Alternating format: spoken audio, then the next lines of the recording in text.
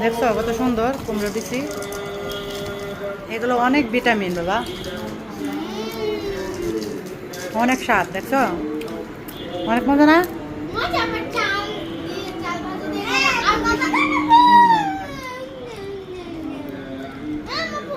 আর কি করবো না, কিছু করবো না।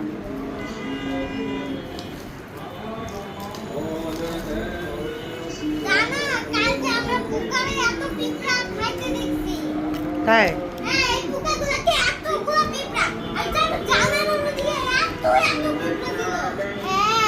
তাই